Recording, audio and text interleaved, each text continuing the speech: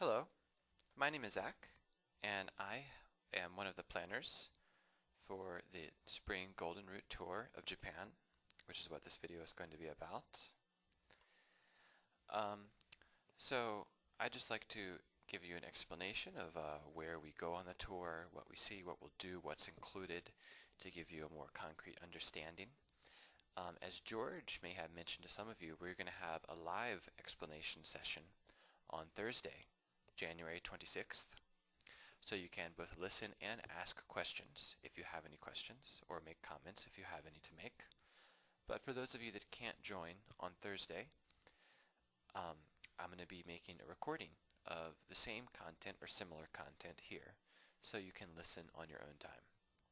So to get started right away, the name of the tour is, of course, the Spring Golden Route Tour.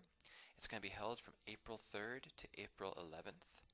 I would like to mention that those dates are the dates we will actually be in Japan. So you would depart the US on April 2nd.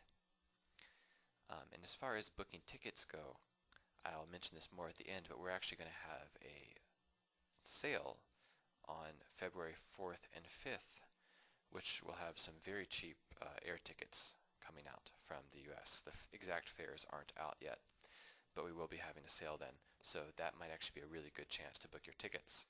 So if you're going to make your tickets fit the dates of this tour, you would want to book to depart the US on April 2nd and depart Japan on April 11th. And you would also be, because of the time difference, you'd be returning back to the United States on April 11th.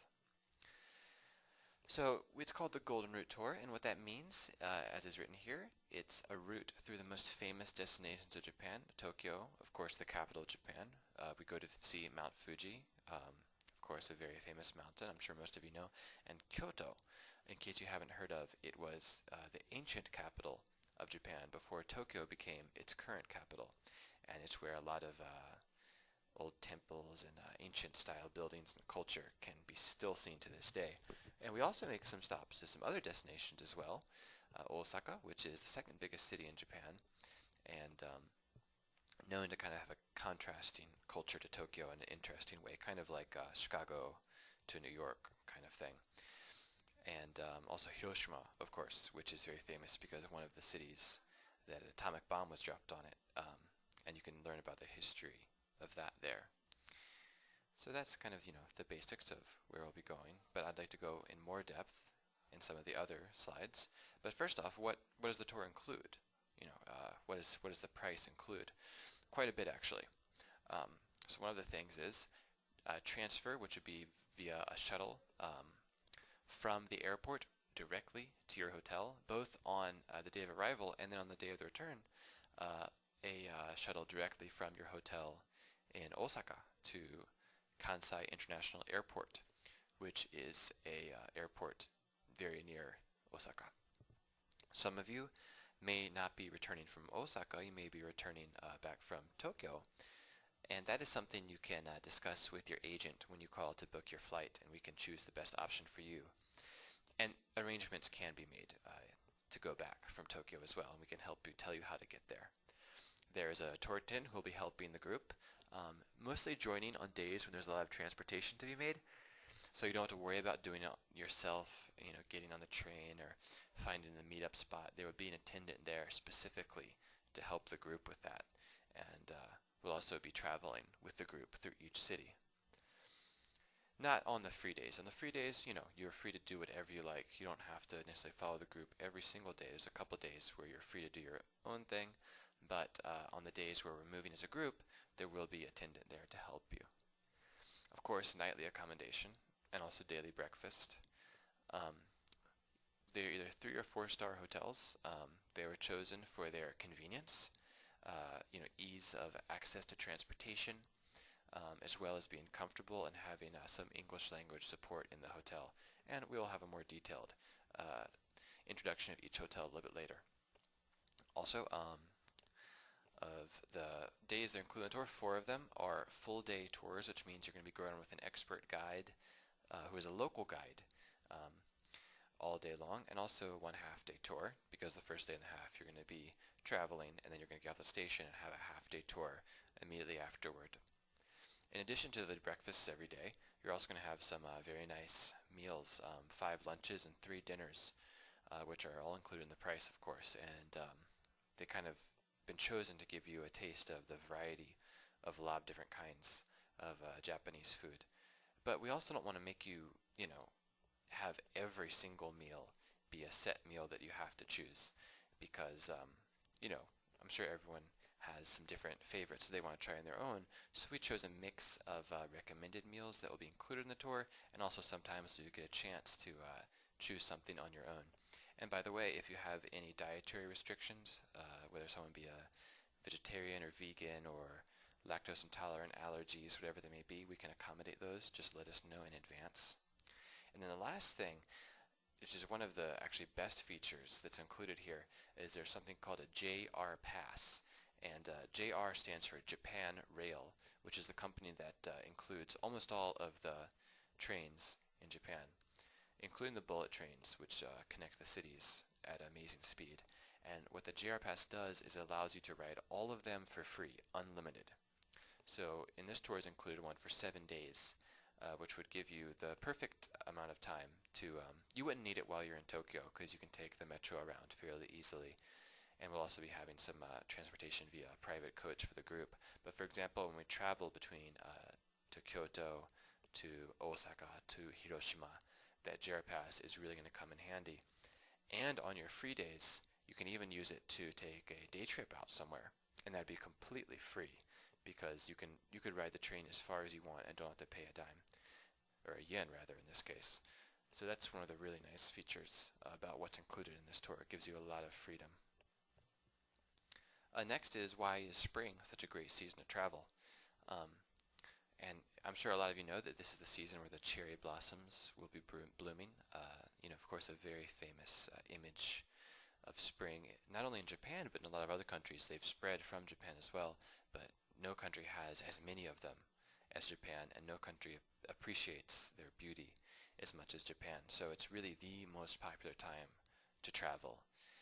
And of course, being the most popular time of travel, it also tends to be the most expensive time to travel and the most difficult time to book a hotel.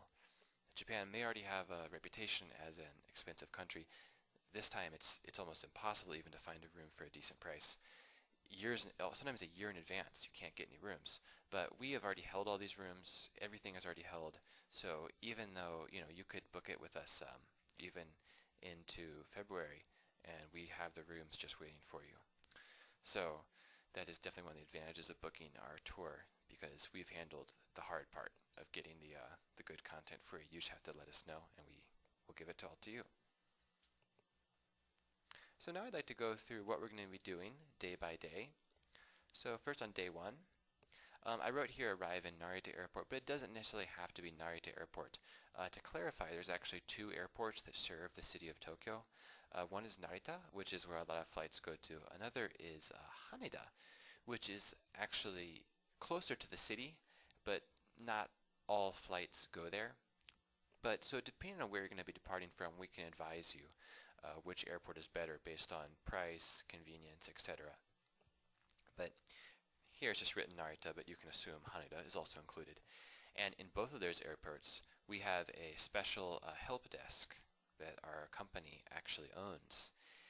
And there will be people there waiting to give you a voucher for something called the Airport Limousine Bus, which will take you directly to the hotel, which is Shinjuku, Washington. And you can see a picture of what the bus is going to look like there. It's very comfortable, very clean, very nice. It will make a couple stops along the way. All in all, if it's from Narita Airport, the journey will take longer. It depends on traffic, so it really is not possibly guaranteed. But from Narita, it could take up to like an hour and a half at the longest. From Haneda, it could take as little as 30 or 40 minutes. But again, it's a little bit different all the time, so it can be hard to say. But regardless, no matter which airport you come to, there's a free shuttle right to the hotel. You'll probably be tired and jet lagged, so you don't have to worry about, figuring out what train to take or calling a taxi, which can get very expensive. So that's all taken care of, which hopefully would be a real convenience. And then you arrive arrive to the hotel, probably want to rest. If you're feeling energetic, you can go explore on your first night.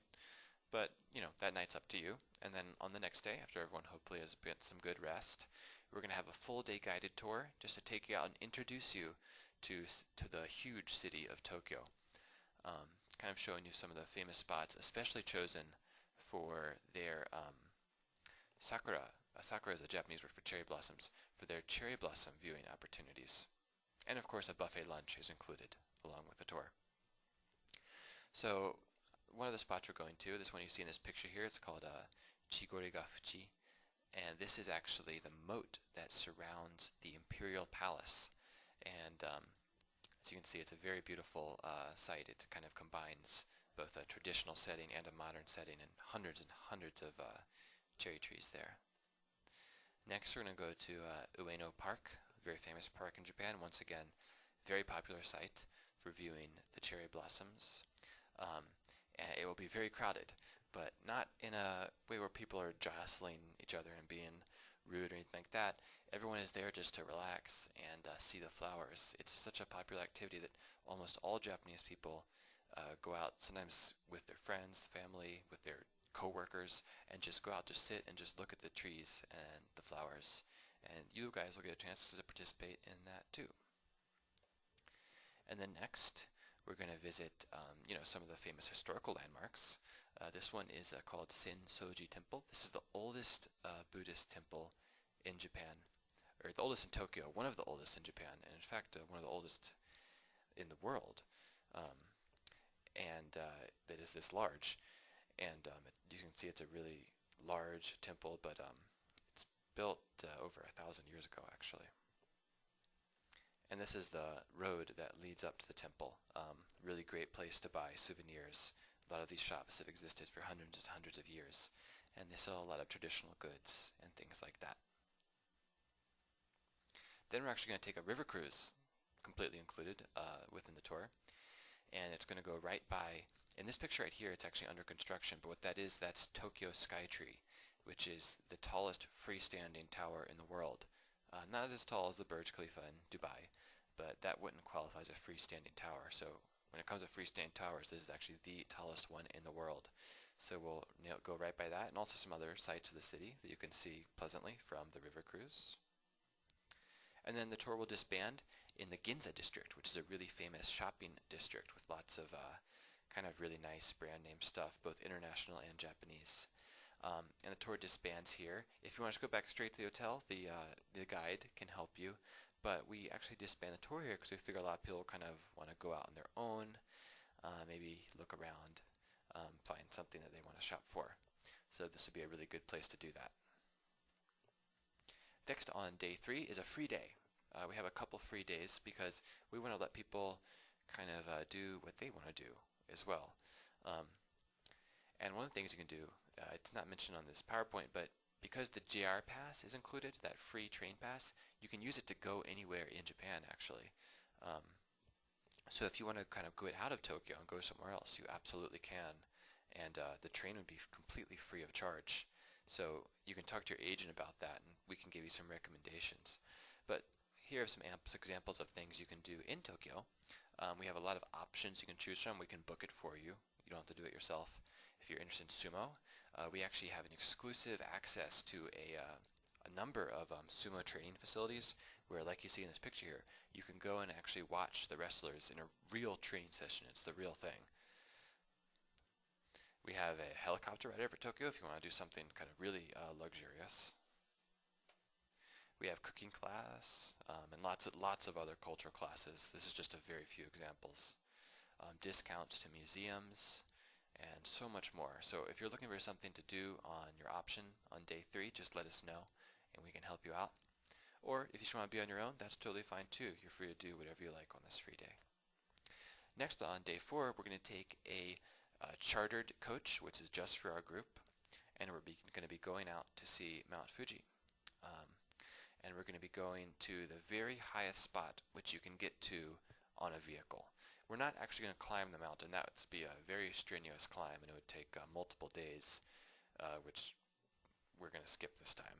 But we are just going to take the coach up as far as it'll go. It's called the 5th station There's a number of stations up the way. The 5th is the highest you can go to on a vehicle. This is kind of an example of what you can see. Um, and of course we'll have a nice lunch that day as well. And then we're also going to go back down and we're going to take a boat cruise on a lake where you can see a really nice view of Mount Fuji, weather permitting, of course. Um, as you know, some days if it's cloudy, you might not be able to see Mount Fuji. That is a possibility. Hopefully it'll be nice weather and we'll get a really beautiful view from the lake. We're going to take a ropeway. It'll be something like this, where you can get a really nice view of it from a ropeway car. And then on the next day, we're going to transfer from Tokyo to Kyoto. And the tour attendant will be traveling with you. You don't have to worry about, finding where to get on the train by yourself or anything like that. They'll be there to help you. And we're going to be going on the bullet train. It's called Shinkansen in Japanese.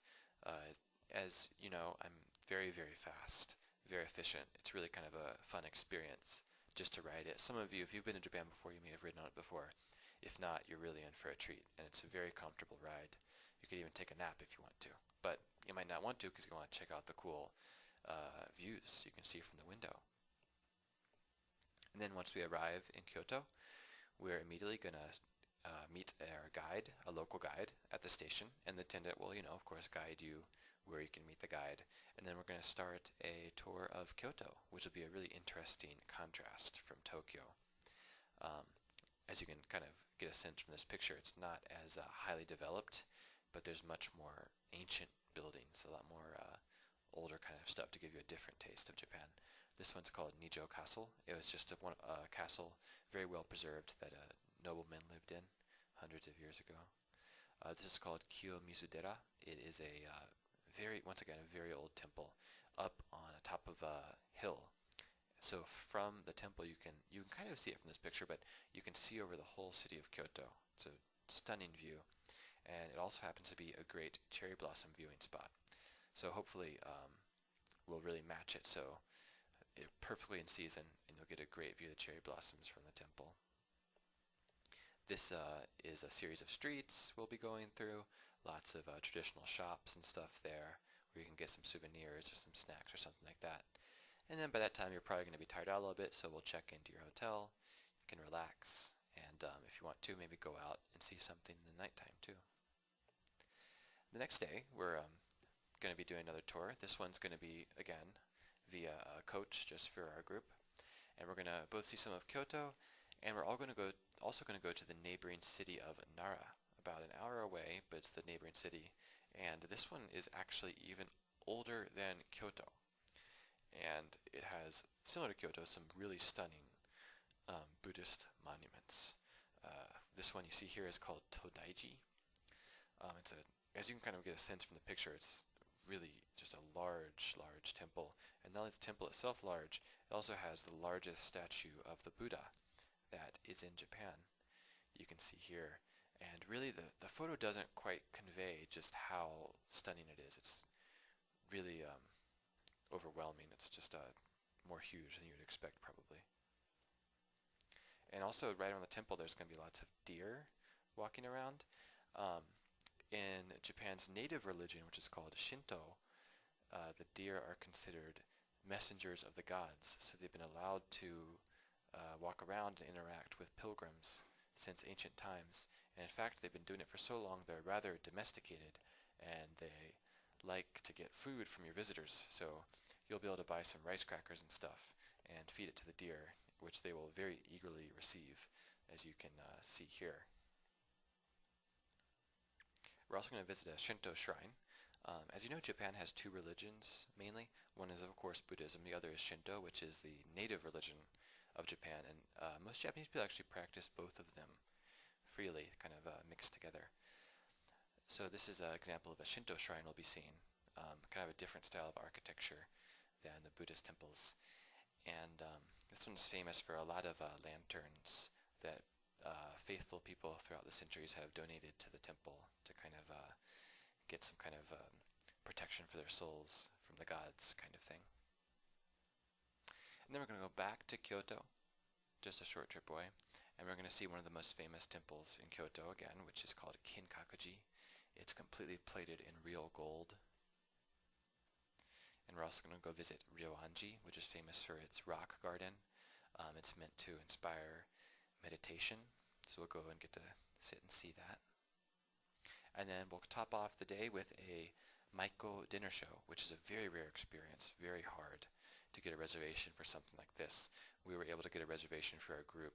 We had to do it literally over a year in advance. Maiko, if you're wondering, you may have heard the word geisha. Maiko just means they're apprentice geisha, basically, young geisha, more or less.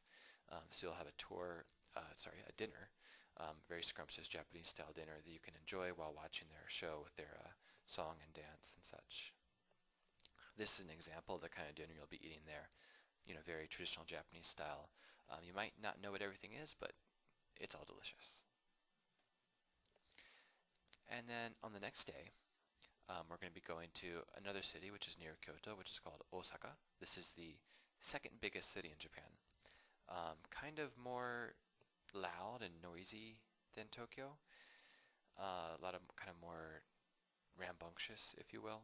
So it'll kind of be an interesting contrast to the very polite Tokyo, sort of. Also very famous for its shopping, of course, its street food. So I think it'll be really cool to kind of just walk around on your own and explore. And this is another example. This is what Osaka looks like to kind of give you a picture of what you can expect. This is some of the famous street foods from Osaka. The one on the top is called takoyaki, which means octopus ball. It may sound weird, but it's very good. And that one on the bottom is called okonomiyaki. It's like a savory pancake, sort of. It's honestly just really hard to describe the flavor, but it's very good.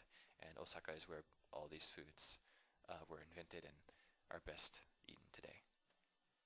Then next we're going to take a day trip from Osaka to Hiroshima. It's going to be about a 2-hour bullet train ride. Of course, once again, give the JR Pass, the train ride is completely included, and a guide will be joining you from Osaka. And this, of course, is the city that had an atomic bomb dropped on it after World War II, and the whole city was pretty much completely destroyed. But except for this one building, this was the only building standing, and they still left it standing to this day to kind of, even though the city around it was completely rebuilt, and today it's a totally modern city, to kind of be a reminder of what happened. And it's kind of meant to be a reminder to people all over the world today about how much destruction can be caused by war. And then we're also going to be taking the ferry. You might see that JR sign written on the ferry. That means that this is run by the same Japan Rail company, actually, so this is also completely free. And we're going to be riding it to a place called Miyajima, which in Japanese means Shrine Island. It's just a short ferry ride away from Hiroshima. And it's where this very famous site is. It's a floating, it's not exactly floating, but it's a torii, which means a gate, Shinto shrine that is built in the water. And this too is over 1,000 years old, and it's a very famous site. This is another view of it. The whole island is pretty much just composed of these shrines and temples. And once again, it's also a great spot to see the cherry blossoms too, as you can get a sense of here. And then we'll take the bullet train back to Osaka for the evening, where you can kind of go out and see more of Osaka if you want to. And then on the next day, like I said, there is a limousine bus that will take you straight to Kansai Airport if you'll be flying out of Kansai Airport. If you want to fly back out of Tokyo, we can arrange for you to go the night before.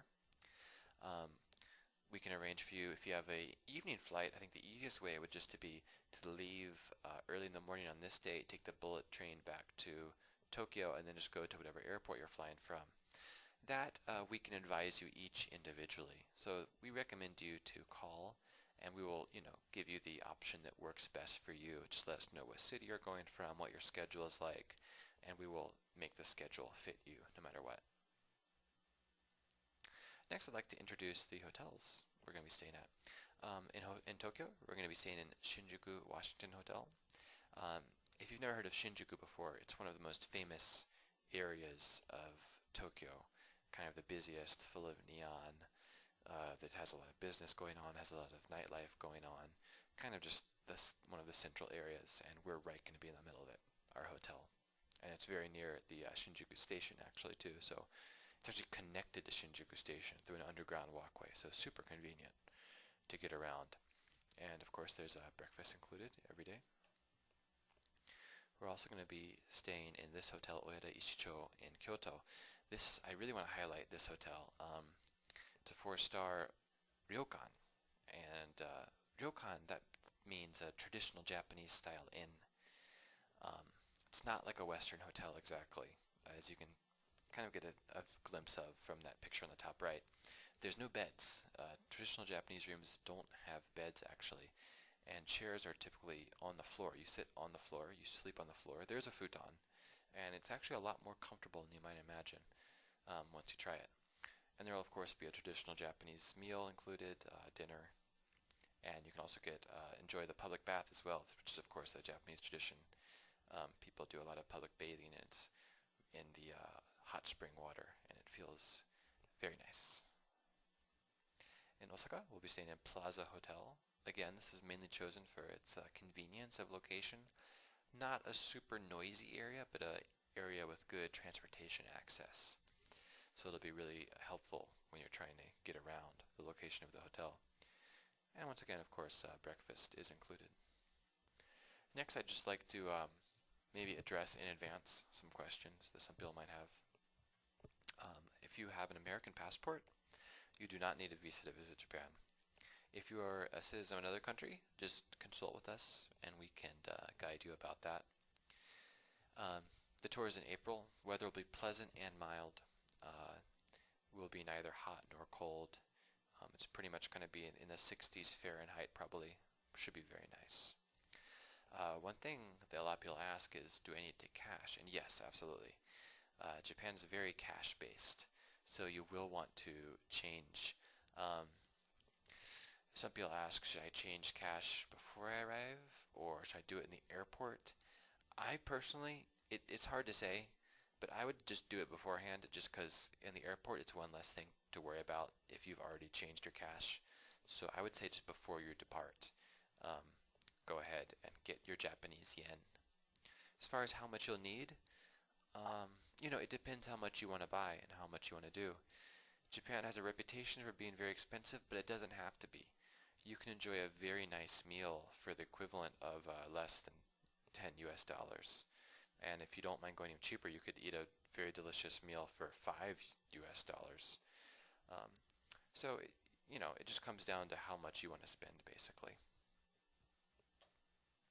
The cost of the whole tour, which is all the meals, the hotels, the train pass, all the guides for double occupancy, is $3,485 per person.